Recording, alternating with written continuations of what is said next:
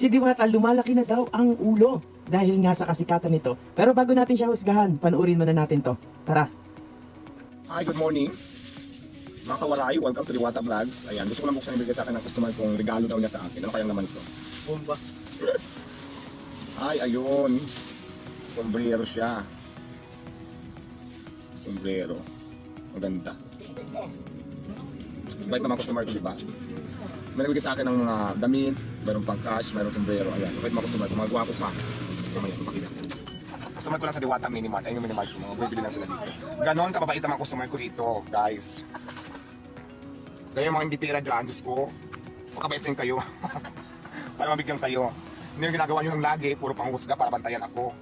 Ay kung magtinda-tinda rin kayo sa mga gilid-gilid. Tapos, yun. Sige boss, salamat. Yun nga, I love it. Sombrerong mahal. Mamahalin siya at saka.